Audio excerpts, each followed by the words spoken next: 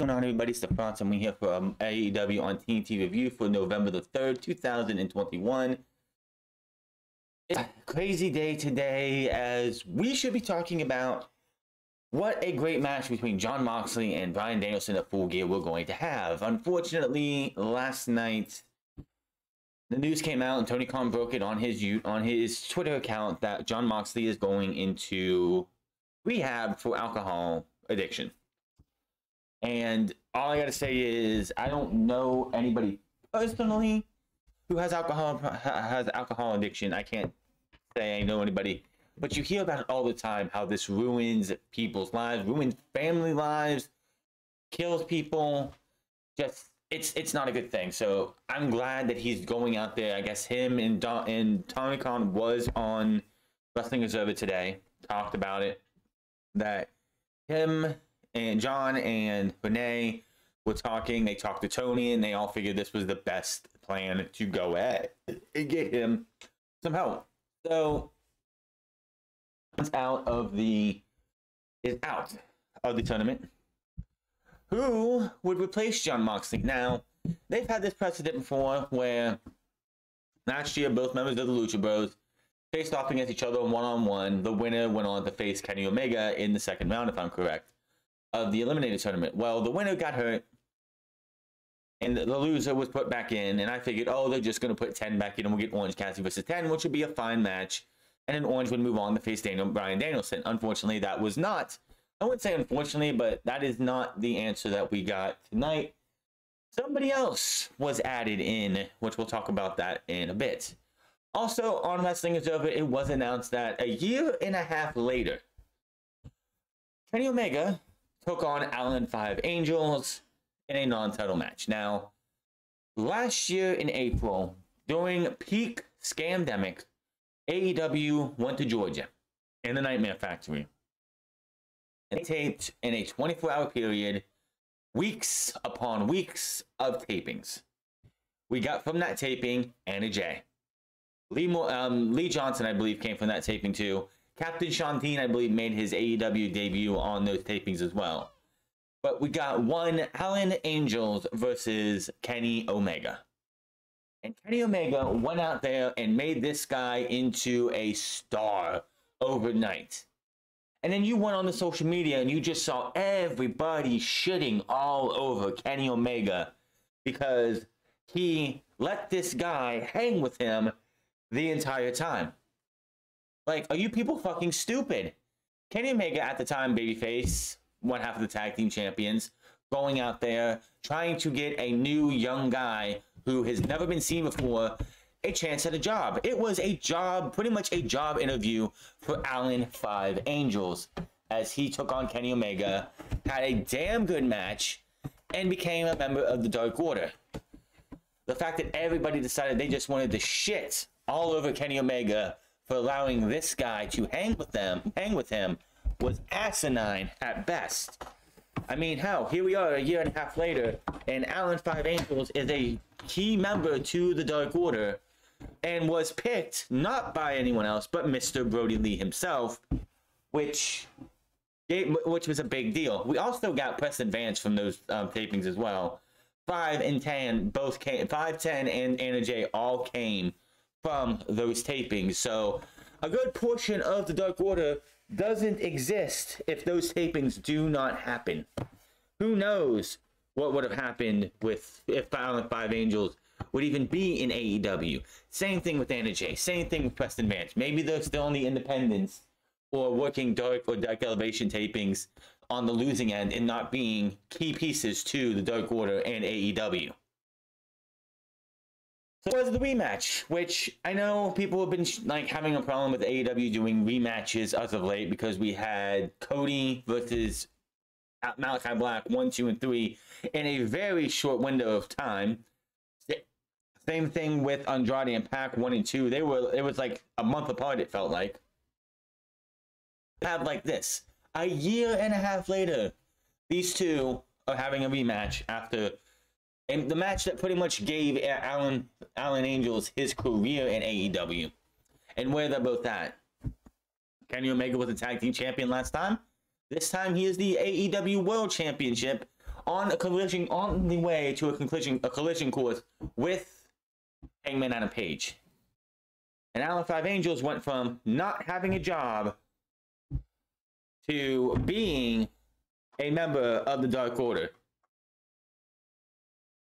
And being a big part of the Dark Order, went from having a mask on to finally taking it off, doing the problems that they were having up until recently.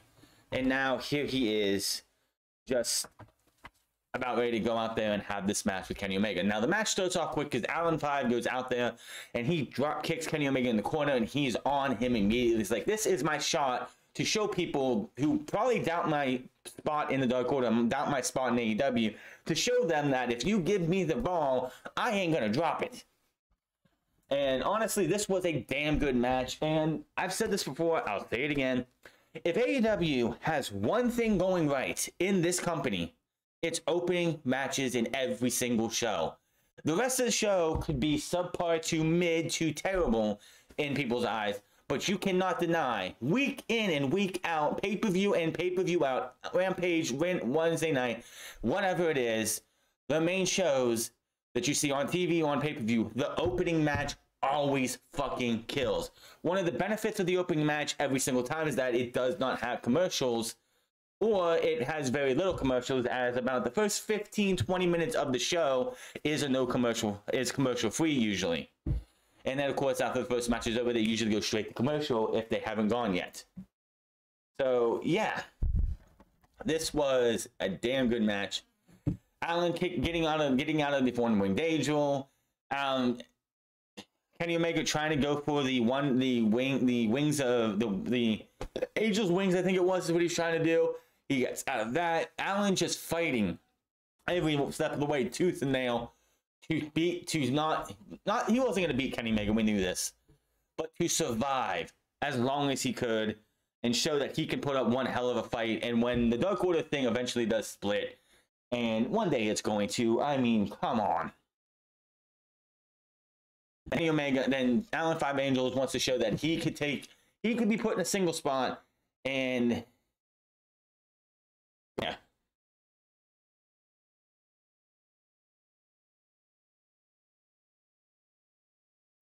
So yeah, of course, Allen Five Angels, we knew was not going to win this match. But he gave Kenny Omega a hell of a fight. But the thing is, Kenny Omega did not have to beat him with the one-winged angel. He does hit him with 2 V-triggers off the side of the ropes and pins the man 1, 2, 3. So again, Allen Five Angels does not get hurt in this match at all. That is one thing that people need to start realizing, that wins and losses do not matter in the sense of, because you could win while losing. Allen Five Angels looked better coming out of this match than he did going in. Everyone can, and this is one of those matches, like, we're going to remind you that Allen Five Angels has a job for a reason. Yes, he has been the butt of every joke. He has been the guy taking most of the heat for the Dark Order, but he's coming out here to show you, hey, I ain't going nowhere. I'm going to be one of those guys that you're going to talk about 5, 10, 15 years from now. After the match, Omega gets the mic. He thanks Angel for the first match because he embarrassed Omega. Since then, Omega has only gone up though. He said Omega says he has the power to give it and also take it away. He asks for a chair from Nakazawa. He puts the chair in the ring and actually has it jerry-rigged a little bit up, so when he hits the one-winged angel, it'll have a little bit of oomph to it. Out comes Hangman Adam Page. He takes out Nakazawa. Now, Kenny Omega has the chair with him. It's actually a cushion chair, because, fine, whatever. But Allen Five Angels is still there, grabs the chair and takes it away from him. That causes Kenny Omega to get distracted. Page goes for the buckshot lariat, but misses. This is smart booking. Kenny Omega is not going to get hit with that buckshot lariat until we get to the pay-per-view. There is no reason he should be getting hit with the buckshot lariat until the pay-per-view. Hangman Page is going to hit it once and only once, and that is right before he takes the pin for the 1, 2, 3 and becomes the new AEW World Champion. But teasing it tonight, 10 days away from that pay-per-view match, was smart booking. Now, I didn't like the fact that Paige touched the title, because you know how that is. You touch the gold before you get it, you usually lose. But he's like, he grabs the mic, he has a mic, and he grabs the title and says, you know, Kenny, you kind of left something here. I'm gonna play nice. I'm gonna lay it right here, but you keep that thing hold on onto that tight, because you get 10 days left as champion. And Excalibur's like, this is the most confident version of Hangman on the Page we have ever seen. Absolutely. Cannot wait for this match. Kenny Omega dropping the title to Hangman on the Page after a 2+ year build for this man, on the top of the fact that the pay-per-view was named after the Full Gear Challenge for Hangman Page going into his first title match, if I'm correct. Just, perfect. And the fact that these guys faced off in the Eliminated Tournament Finals last year, full circle this year, it's for the AEW World title. And in this time, it's going to come back around, and Kenny Omega is going to drop the title to Hangman Page. Thus, I think making the one-on-one record in AEW 1-1. I could be wrong. So it was announced after this match that the title eliminator tournament match will be Miro versus Orange Cassidy. It is going to be great for many reasons. We'll talk about that later.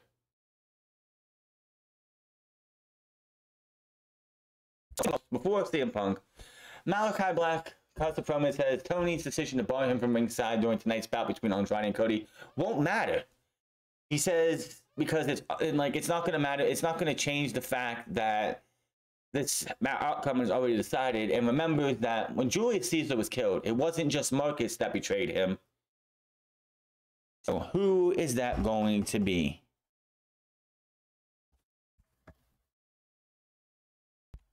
So yeah, what could be that? Now I interpret this that maybe Arn Anderson is going to turn on Cody. It made it mainly sound like somebody in Cody's inner circle, or maybe Lee Johnson or Brock Anderson come out and they turn their back on Cody. That's what to me sounded like he's hinting at. Maybe that's something that's still going to happen down the line, and this was just a tease for later on. But we'll talk about what happened in that match and who did come out for that match. Comes out, being CM Punk. Yeah, he did look a little bit more serious tonight. He didn't have the look of just like happy, I'm happy to be here, let me go and cut a promo and kiss up to everybody. No. He gets in the ring, fans are chanting CM Punk. He's like, that's not the name I want to hear right now. And he's in a serious mood. He wants to be serious with everybody, just talk and get some things off his chest. There are two people here who aren't here tonight. One is not here, and he has a legitimate reason not to be here, and that's Jon Moxley, and that's the name I want to hear right now. Big, huge Moxley chant. Everybody's chanting Jon Moxley's name. You see signs of "We love Mox," "Get well soon, Mox." People just the love and care of Jon Moxley during this time is fantastic. I love to see this is the positive side of professional wrestling, is this right here. Fucking love it. Everything that came out of CM Punk's mouth for this part of the promo was legitimate as legitimate can be. Like, this was not CM Punk on the mic. This was Phil Brooks talking about Jonathan Good. That's just how good that was. He said he'd sit here all night, just to hear everyone chant Moxley's name. I hope John in his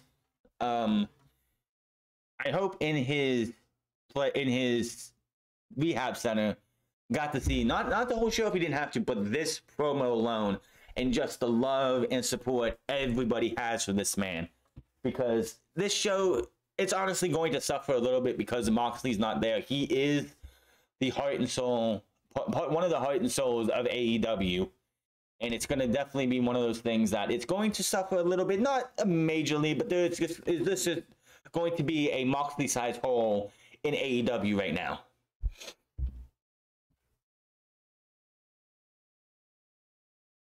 He understands having to go and go and go, be super generous, and eventually had to take yourself off the hamster wheel, saying he's been there in his time, that he wishes he could have got help, but he didn't because he thought he was a badass. Says once he criticized for what he doing exactly what he says Moxley's doing right now, but he doesn't want that to happen to Moxley, and he's damn proud of Moxley. Someone is at home and is in a place where they need help, please get it. Text somebody, call somebody, say those a lot of times when he asked for that help, but he didn't. He said the other person here, not here tonight, Eddie Kingston, said he'd rather talk to him face to face, but he has to do it like this. He said he didn't appreciate getting interrupted last week because Punk doesn't like getting interrupted. I don't think anyone likes getting interrupted. And again, a fan yells, "Fight him." Punk says he would, but he's not here. He tells Kingston that St. Louis is just up the road on Friday and he'll be there to accept Kingston's apology. Then he says there was an open spot tonight in the tournament, but he can't do that because he was going to after he dealt with Eddie Kingston. Because of that, it's got a lot. People got pissed off about this because it's like there won't be no CM Punk versus Orange Cassidy. No, it won't be no potential Bryan Danielson versus CM Punk. Which, my God, that would have sold Full Gear on itself. CM Punk versus Bryan Danielson, whatever pay-per-view that's on, you could put shit on the rest of the pay-per-view. That is your pay-per-view seller right there. When it comes to tickets, when it comes to buys, when it comes to merch. Anything else you put on that pay-per-view will not fucking matter. The day you book CM Punk versus the American Dragon Bryan Danielson one-on-one, for whatever reason, that's going to be a pay-per-view seller. But no, we didn't get that, and you know everyone wants CM Punk versus Orange Cassidy. But it looks like this is going to Full Gear. We will find out more on Friday, and Friday is live. Friday is live in St. Louis, Missouri. I cannot wait to see Rampage live. Punk says we'll find out what kind of person Kingston is on Friday. Miro says he wonders if his God is helping him or toying with him by suddenly being brought into the title run. When I look at the angle, do you look down in fear? He will be champion, he will be forgiven, and he will be loved.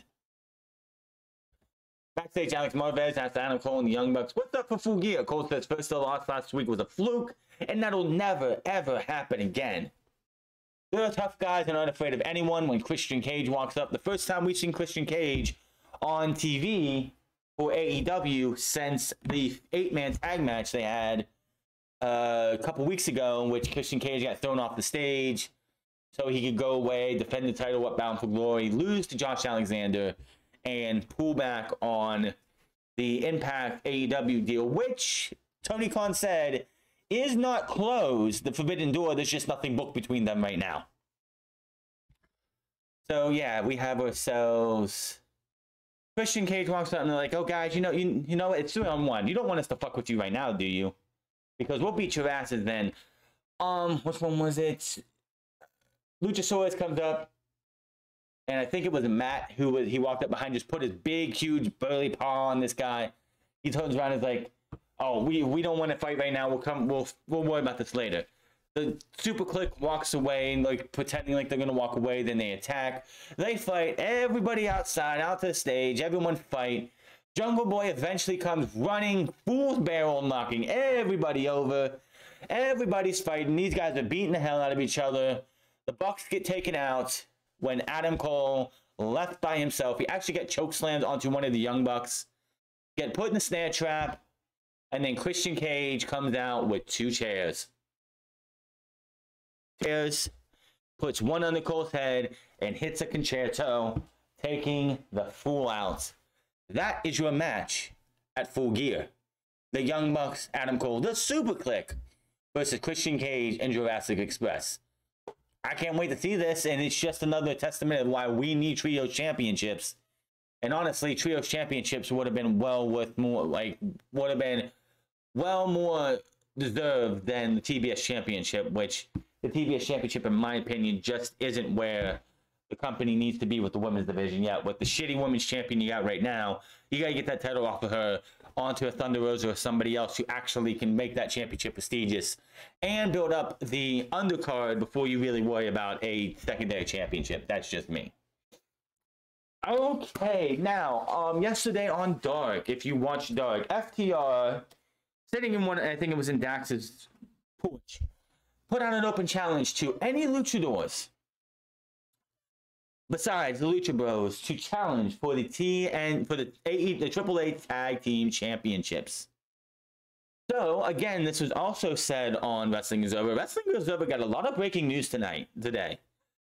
Well, it is FTR versus Aerostar and Samurai del Sol, aka or FKA Kalisto.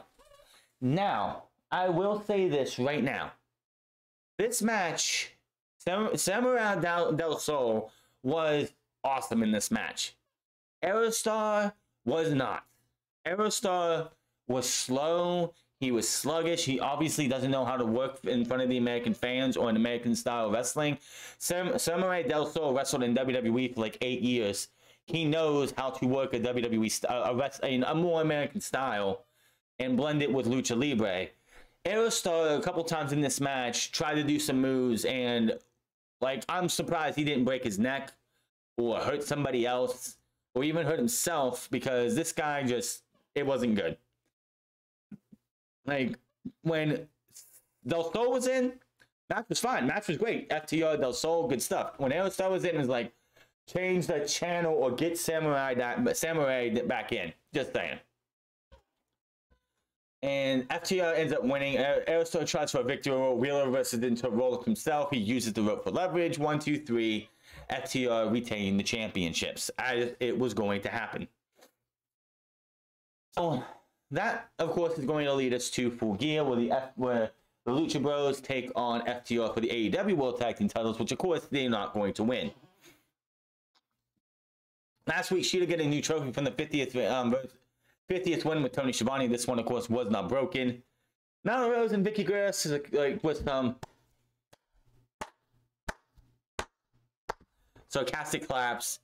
Rose says Shida had some ups and downs on the road to 50 wins, but she's hitting on full roadblock when they beat up in the tournament next, which don't know whether it's going to be. Of course, Vicky has to point at her knee and says, "How's your leg, Shida?" And they laugh as they walk away. No idea when that match is going to happen. We don't know anything for next Wednesday because Friday is live, so I don't think they're going to be taping. They won't tell us. They won't tell us anything until Friday on what's going to be happening next week on Wednesday night. So we don't know anything for next week. Inner Circle head out to the United States with the American Top Team members who will be joining them in the American Top Team versus Inner Circle match at Full Gear. Of course, two of them are the men of the year. We need 3 people from American Top Team. This was having an obvious conclusion. We all knew who was going to be put into this match. It was obvious from the get-go, from the time that they made this match known, which members of one of the American Top Team was going to be added. The other 2, meh, who cares? They were going to be added eventually anyway.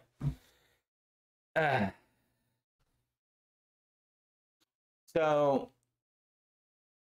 who the hell did they pick? Junior Dos Santos, which they make fun of the fact that his last fight only lasted 71 seconds with him getting knocked out, which the crowd went, "Oh!" And Andre Arlovsky also added to this match. Now, Paige Van Zandt, I will give her credit. She actually wanted to be put in this match and say she could take all 5 guys on her own, which, of course, Jericho said that, and it was like, that joke writes itself, which, yes, it does. And then, of course, to no surprise of anybody, the 3rd and final member of Team ATT, the American Top Team, is Dan Lambert. Duh! I saw this coming the minute they made the match. The minute they said that we're going to have a 5-on-5 match, and Tony Khan's little book thing came up, and everyone was saying that this match was going to happen. I'm like, they're going to put Dan Lambert in this match. And I'm hoping they don't do the stupid thing, and have Dan Lambert be the one to pin Chris Jericho for whatever. But yeah. So yeah, obviously Dan Lambert is being added to, and that was that. So backstage, Tony Schiavone says third time was a charm, and Dante Martin beating Matt Sydal. Matt shakes hands with Martin and says, you know what? Everything I saw in you came to fruition in that match. But if you want to train with Lio Rush, that's fine. There's others who want to train with me. For example, Lee Moriarty, who wants to work with me. Rush says he knows Moriarty is a talented wrestler, but no more so than my man Dante, especially with him in his corner. And it looks like we're going to have a tag team match very, very soon. And honestly, if anybody's going to work under the tutelage of a Matt Sydal, Lee Moriarty has definitely got himself set up for being a future star. Honestly, I think Lee Moriarty's got all the tools to become a big star. All we have to do is hear what he sounds like when he cuts a promo. That's the only thing we haven't seen. The crowd's behind him already. The guy has charisma. The guy could go out there and work a damn good match. He's already got himself he's got his gimmick of cheetah style, I think is something he's doing, or whatever it's called. All we have to do is see what this guy can do promo-wise. He's had like maybe one promo, and it was like on a road to. That's not really a in-character promo. That's them just being themselves. I want to hear what this guy has to say when he's face-to-face with somebody else, or is cutting a promo on somebody who he's challenging or fighting coming up in a few weeks. That's what I want to hear.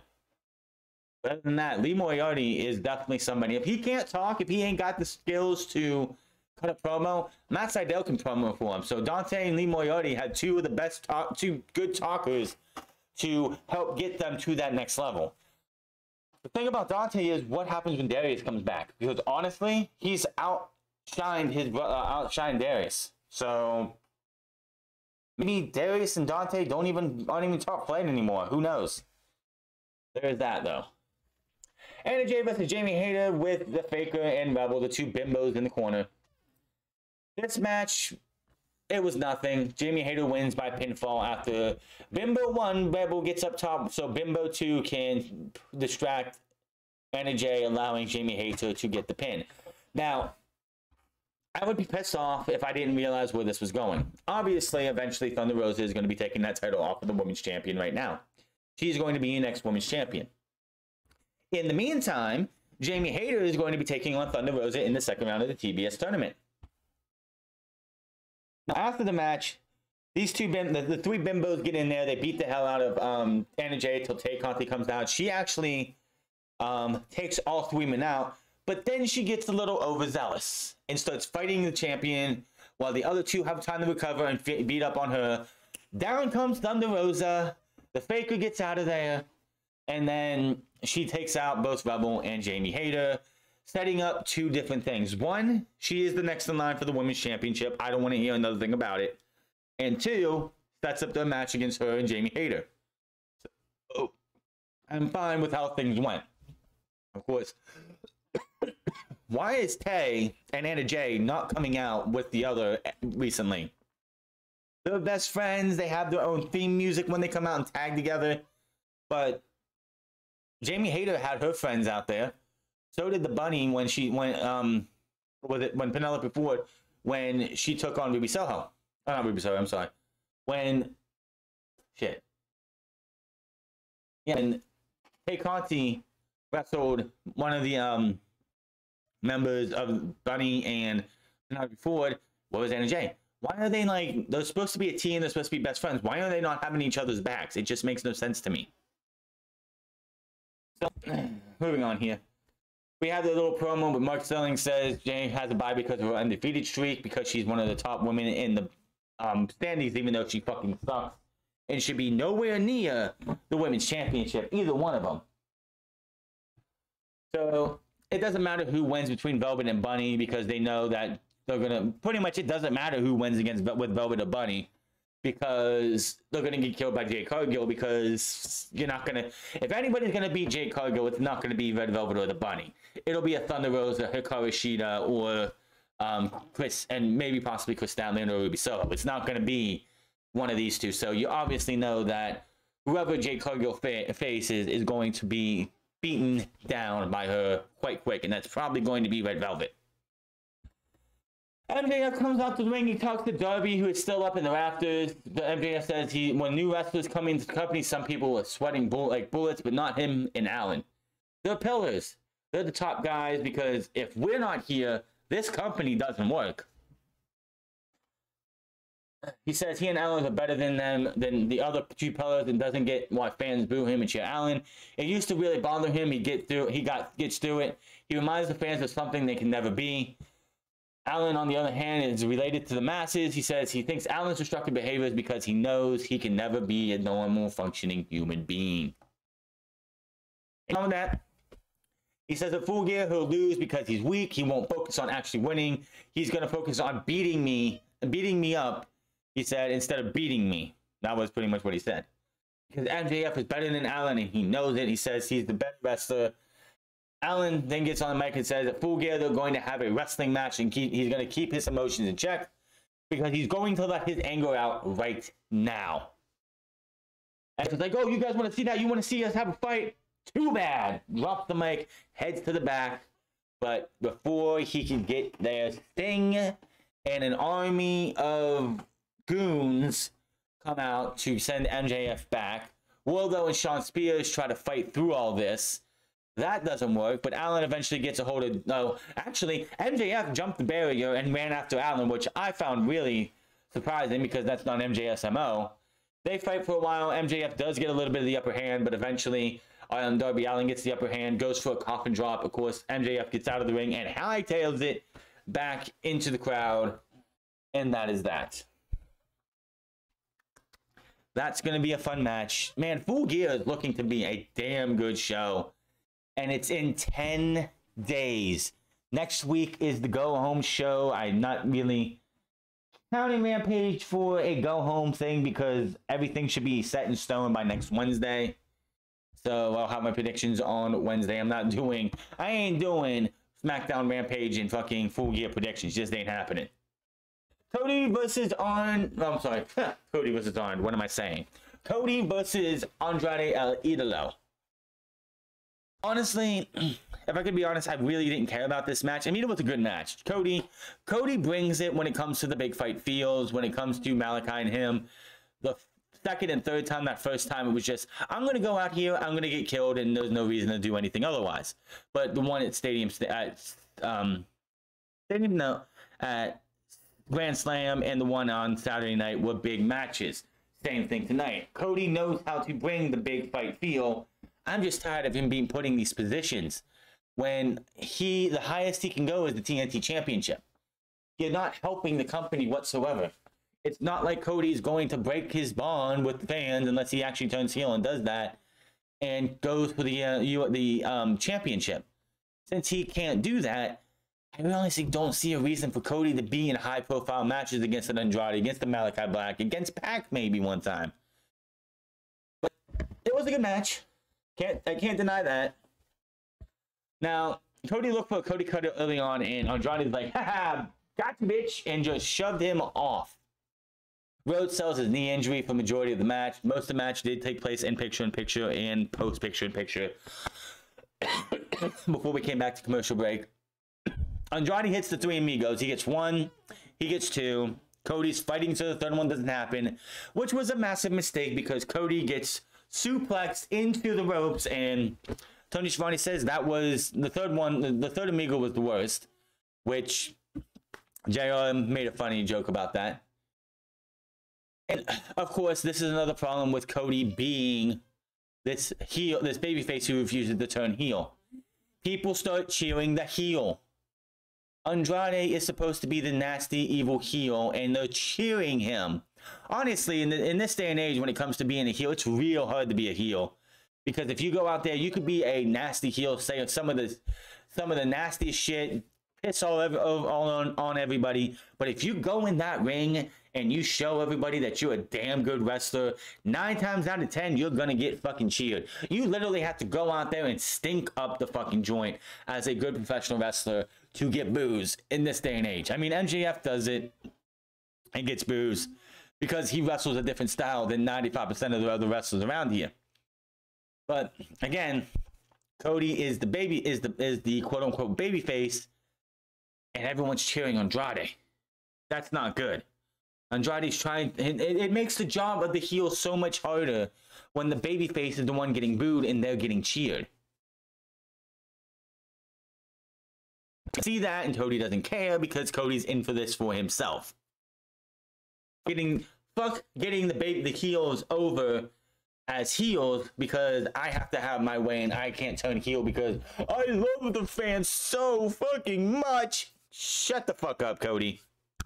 Andrade goes for a split-legged moonsault, which was crazy. He goes, rolls out of it, hits the elbow to the back. Jesus, or Jose, whatever the fuck his name is, distracts the referee. Cody goes for a tope. Out of nowhere, we have FTR hit him both with title belts, with the AAA Tag Team title belts. They roll into the ring. Andrade takes the dead Cody back into the ring, hits the Hammerlock DDT, not the Hammerlock Flatliner, which for whatever reason he brought the Flatliner. And I know Tay Conti does the Hammerlock DDT, but who cares? Actually hits the Hammerlock DDT, which looks so beautiful when he does it. 1, 2, 3. Andrade picks up the win. Now FTR and they come back over. They celebrate. Tully comes down and celebrates. They're beating the shit out of Cody. Arn Anderson gets from behind, shoves Tully.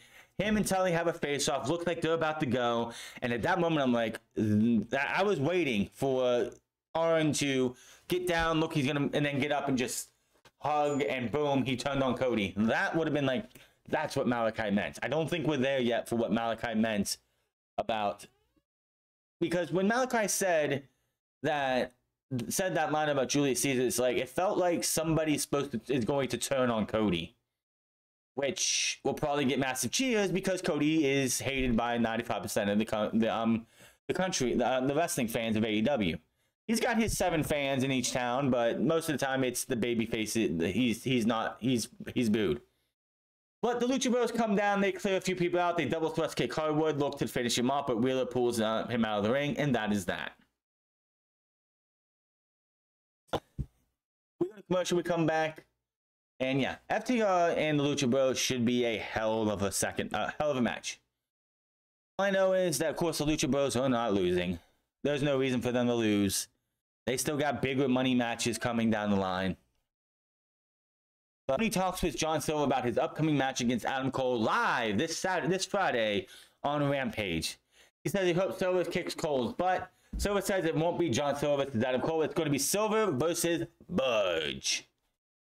Since Cole has been in AEW, Silver has tried to help Cole out, like maybe cutting his hair, changing his name to Budge, maybe be the Dark Order's manager. If he had, maybe he wouldn't have got a concerto from Christian Cage earlier tonight, which Tony just fucking loved. So it says this Friday he's going to kick some Budge ass and then flexes for the crowd. If you don't know, of course, when Adam Cole was on his way out of WWE, there was talk about Bruce Pritchard came up with the idea of cutting his hair, changing his name, and making him a manager for heel Keith Lee, which would have killed Adam Cole's career. He would not have a career anymore. His career would have been dead. And when Adam Cole came over to AEW, a couple weeks in on being the Elite, I think it was the week after the whole Kiss thing when John Silver and Alex Reynolds stole the Kiss the Young Bucks usually have.